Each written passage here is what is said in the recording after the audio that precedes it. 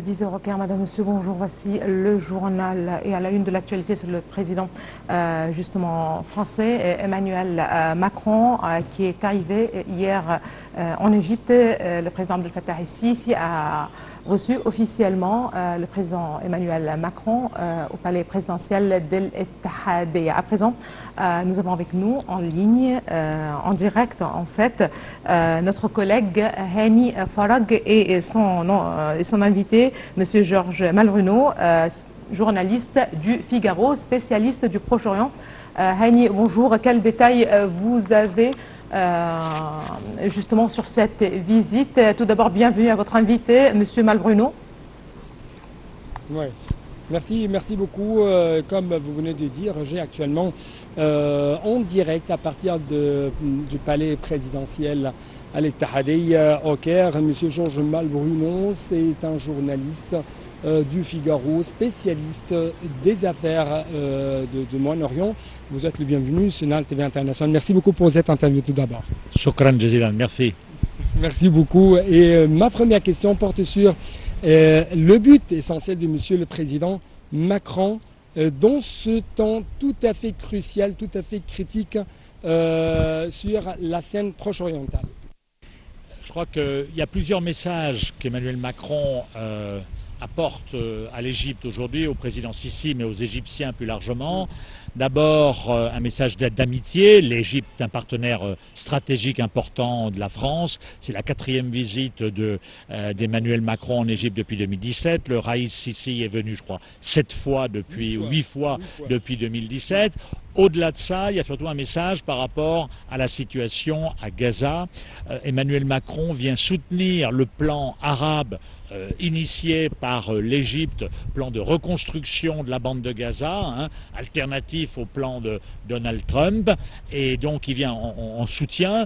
Il vient également pour appeler à la reprise du cessez-le-feu à Gaza, un cessez-le-feu dont vous savez qu'Israël a rompu donc ce cessez-le-feu il y a un mois, reprise de l'aide humanitaire. Donc c'est un appui politique qui est donné à l'Égypte, mais au-delà au monde arabe pour dire voilà, il faut que ce drame en Palestine, en particulier dans la bande de Gaza, que ces bombardements israéliens arrêtent, que des otages israéliens soient libérés, que les prisonniers palestiniens soient libérés, qu'on revienne au cessez-le-feu qui était en vigueur il y a un mois. Donc c'est le principal message. C'est pour ça que demain Emmanuel Macron se rendra à El Arish. Oui. Avant d'arriver à El Arish, donc il y a un message de soutien de la part de France, de la part de Monsieur le Président Macron, au plan arabe essentiellement égyptien visant à reconstruire la bande de Gaza sans déplacer les Palestiniens. Est-ce que nous pouvons avoir plus d'explications en ce qui concerne ce point? Alors, la France, comme je vous le disais, soutient ce plan de reconstruction concocté par l'Égypte, endossé par la Ligue arabe le 4 mars, mais elle souhaite aussi apporter ou répondre à un certain nombre d'interrogations en matière de gouvernance, qui va gérer la bande de Gaza après, et en matière aussi de sécurité, parce que, comme vous le savez, comme l'Égypte le sait très bien, ce plan doit être ensuite avalisé par l'administration américaine, par Donald Trump, et donc les Américains, a fortiori les Israéliens qui pour l'instant ne veulent pas en entendre parler, eh bien, ont des questions, des réserves, en particulier sur ces deux aspects, donc que faire du Hamas, la démilitarisation du Hamas, sur l'administration de Gaza après, qui va gérer l'autorité palestinienne, mais avec qui va tenir la sécurité, la police palestinienne, mais probablement épaulée par des forces arabes égyptiennes et d'autres. Donc voilà, donc c'est tout ça qui va être discuté aujourd'hui lors du sommet avec le président Sisi, mais aussi le roi Abdallah de Jordanie. Oui.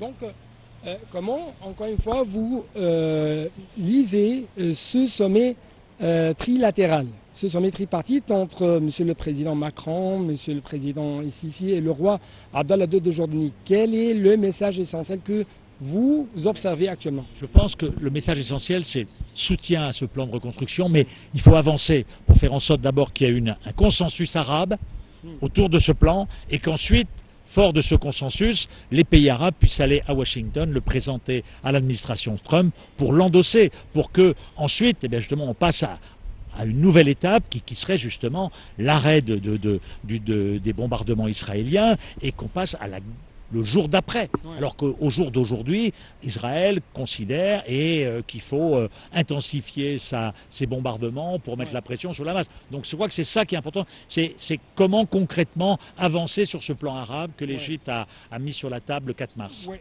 Encore une fois, la France, durant les derniers mois, était un peu préoccupée par toute nouveauté sur ou dans les dossiers russo-ukrainiens. Aujourd'hui, c'est un autre message d'engagement de la part de la France vis-à-vis de ce qui se passe au Proche-Orient. Je crois que c'est effectivement un message que la France, Emmanuel Macron, se ressaisit un petit peu du dossier israélo-palestinien. Il y a aussi le dossier nucléaire iranien, alors que, vous le savez, Mohamed bin Salman recevra Donald Trump dans un mois.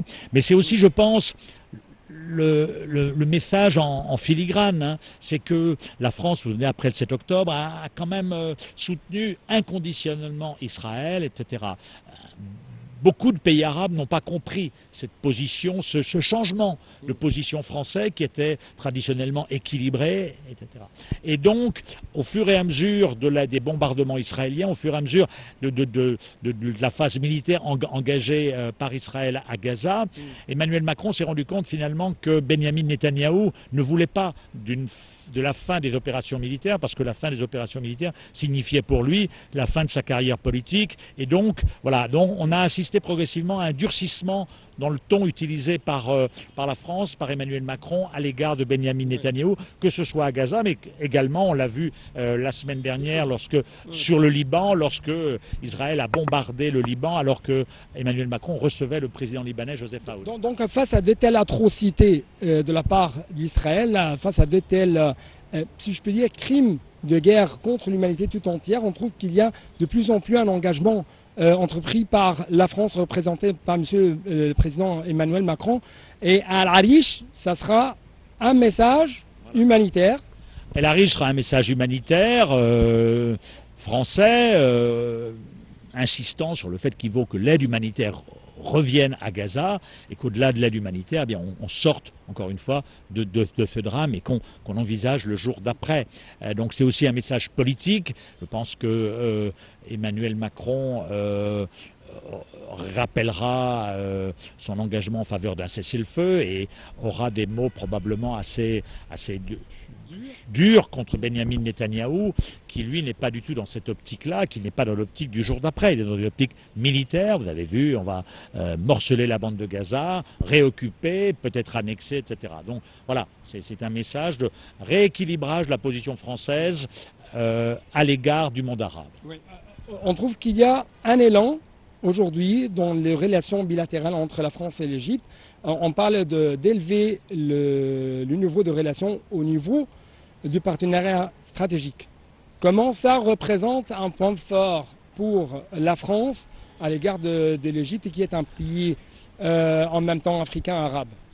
L'Égypte est, avec peut-être les Émirats arabes unis, le principal partenaire de la France au Moyen-Orient, dans cette région du monde, hein, depuis déjà longtemps. Mais sous Emmanuel Macron, avec Abdel Fattah Sisi, cette relation s'est confortée avec l'achat de Rafale français par l'Égypte, avec une coopération militaire importante. Et donc il y a vraiment une relation de confiance entre les deux pays et qui s'incarne par ces visites nombreuses entre les deux présidents. Et donc aujourd'hui, il s'agit effectivement de conforter ce partenariat stratégique en renforçant aussi l'usage du français en Égypte, dans les écoles secondaires, à l'université. Donc voilà. Dans le domaine économique quand même. Et dans le domaine économique aussi, avec RATP Développement, le métro du Caire. Voilà, il y a un potentiel important au moment où effectivement les États-Unis ont une position un peu sévère à l'égard de l'Égypte, menace de rompre l'aide militaire et économique. Donc la France veut jouer à plein son rôle de partenaire stratégique. Toujours c'est une situation de gagnant-gagnant. et Inch'Allah, une situation de gagnant-gagnant. Ouais, merci beaucoup pour de telles interviews. Merci beaucoup. Merci. Merci beaucoup. À bientôt, monsieur. Et donc, comme vous venez de regarder, il y a plusieurs messages à adresser, à apporter de la part de monsieur le président Emmanuel Macron vis-à-vis de la situation sur la scène proche-orientale en général, notamment la bande de Gaza. On parle que demain, c'est-à-dire le mardi, il y aura un déplacement tout à fait important, tout à fait crucial de la part de chef d'État français dans cette partie qui se trouve à presque 50 km de la bande de Gaza. Donc c'est encore une fois un message de soutien apporté aux Palestiniens, notamment dans la bande de Gaza. À vous, encore une fois, studio. Invité Monsieur Georges Malbruno, journaliste du Figaro, spécialiste du Moyen-Orient. Là, Madame, Monsieur, on reprend ce journal. Je rappelle que le président Abdel Fattah el-Sisi a reçu ce lundi matin au palais présidentiel de l'Ittihadiyya, selon le français, Emmanuel Macron, en visite officielle de 2 jours en Égypte. Selon l'Élysée, cette visite vise à soutenir le plan arabe pour la reconstruction de Gaza, contesté par Donald Trump, tout en réaffirmant la nécessité du retour au cessez-le-feu et l'entrée de l'aide humanitaire à Gaza sans retard ni obstruction. À la mi-journée, le roi Abdullah II de Jordanie rejoindra les présidents El-Sisi et Emmanuel Macron pour un sommet à 3. Le président français en visite actuelle en Égypte veut marquer sa mobilisation en faveur d'un cessez-le-feu à Gaza et répondre à l'urgence, a expliqué l'Élysée. Le retour de la guerre avec la reprise de 18 mars des opérations militaires par Israël après 2 mois de trêve avait été qualifié de retour en arrière dramatique par M. Macron. Dès son arrivée dimanche soir, il a eu une rencontre avec son homologue, le président Abdel Fattah el-Sisi, dans le souk de